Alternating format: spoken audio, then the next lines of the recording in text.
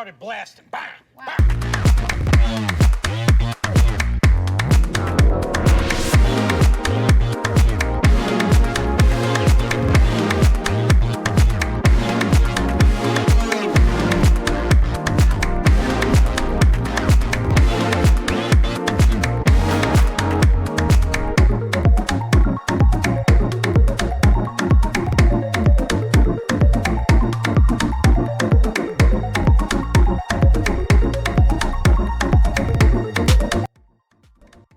So yeah, there is the intro there for you guys. I hope you have enjoyed.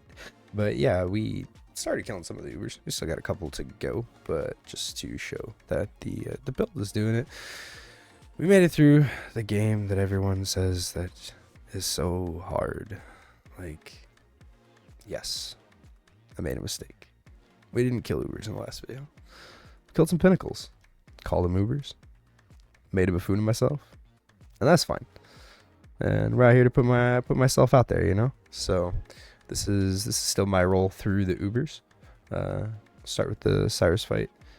Not really impressed with the tornado mechanic, honestly. It's just kind of like a waste of fucking time when you're not in the fight. I do appreciate it when you're within the circle, though. I think it's a really good mechanic for that. Like, it really pressures your space. Obviously, this is a spatial fight. Pretty well done on the fight end. I think most of the boss mechanics in this fight are just straightforward. You just gotta learn them unless you die. That's the only time that I feel like this fight gets a little gimmicky. But yeah, we make it through. All these are going to be a little sped up so that you can watch them without dying with a 30-minute video. So let's just kind of stand by what I said before with the progression standpoints. I got substantially more defense to do these Ubers. We went up to the 5 endurance charges. We got 22k armor, I think it was. We got Echoes of Creation for the damage. And we could have made a culling axe for the schizo.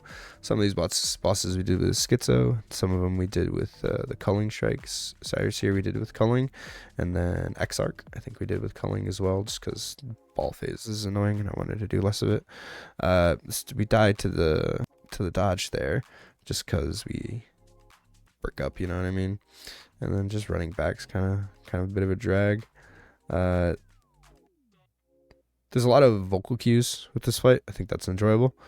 I think that really incentivizes you to use vocal cues in general. Like, you gain a pretty big benefit. Here's Moment of Reverence. Another fight. I thought this was pretty fair. I don't think there's anything in this fight that I thought was unfair or not telegraphed. Anything along those lines. In general, just pretty well-rounded fight.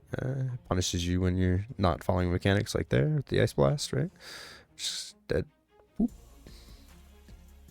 And I guess really what I wanted to get into more in this video is more clarifying some of my points in the previous video, because I don't think much of it's changed.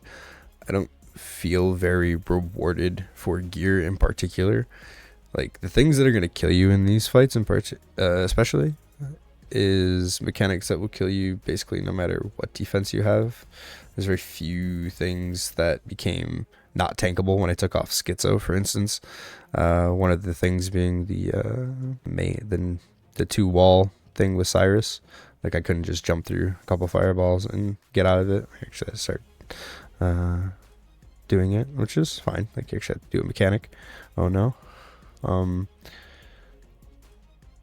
So yeah, I don't think many of my upgrades felt good in that respect, especially in the defensive end. There are more powerful synergies to be played with in other builds, so this is definitely just from the perspective of playing Earthshatter and also playing in Software Trade, right? Something to keep in mind.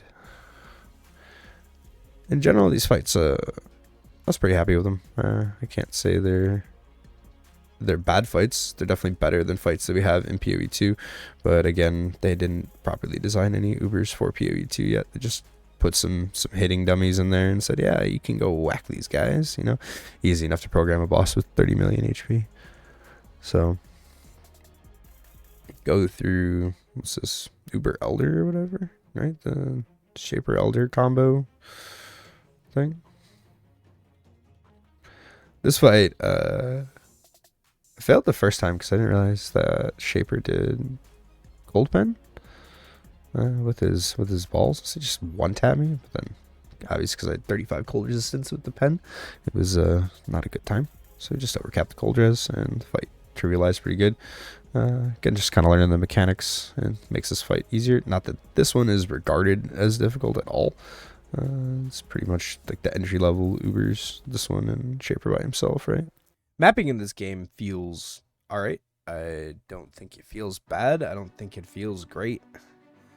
I think the options that you have are extremely limited, specifically because of Scarabs. Like, you cannot run a strategy with just your Atlas. You have to have Scarabs. There's no way around it, and a lot of them are pretty expensive. So just to start a strategy, you need to be able to run like 10 maps of it.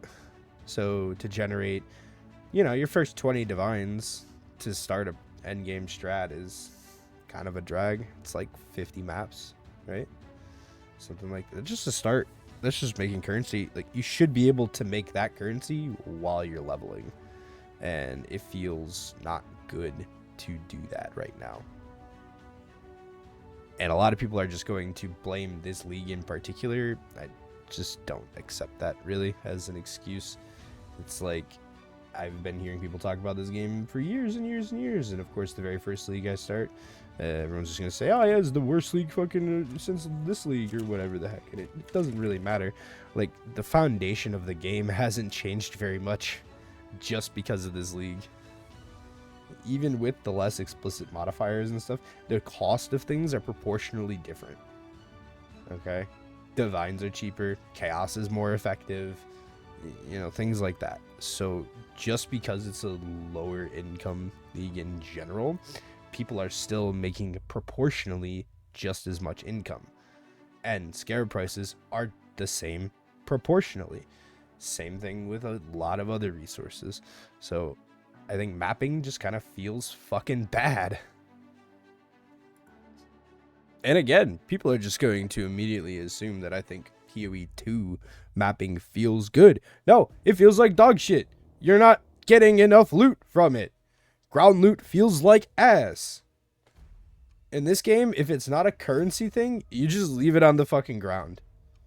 Like, there's literally zero weight to playing with ground loot at all. Rares aren't worth picking up because there's no tiered rares. The chances of a rare ever being usable is like 1 in a gajillion after the first day of play. Like, and even during the very first day of the league, or even the second, you might sell a ground piece for a couple chaos. Like, the chances of you ever turning one into a few divines, especially in this league, is dog shit.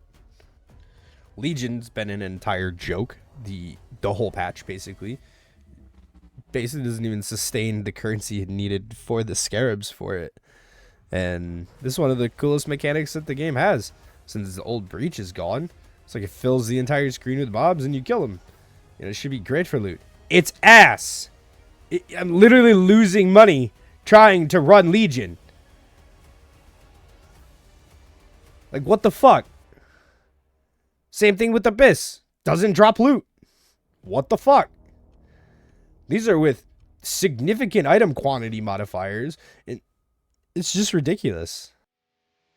So again, you're locked into 3 to 5 extremely meta picks for mapping, or you get left in the dust. And then you eventually can't afford the gear that you want to buy because it costs too much divines now. For me to buy a culling axe is 100 divines right now.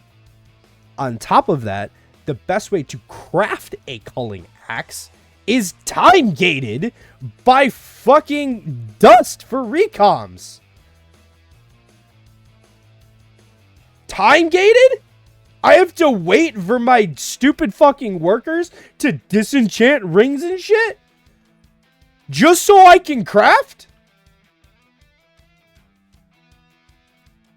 So not only is the economy time gated, but your crafting is time gated. That's one of the worst mechanics in any game I've ever played. Okay? This is an unacceptable step in crafting. Okay? I literally have to sit in my fucking hideout for 8 hours so that my workers can get enough dust for me to do 2 recoms. Alright? Yeah, I could buy different items to disenchant for recom dust. Doesn't matter, dude. I don't want to waste divines for fucking recom dust now.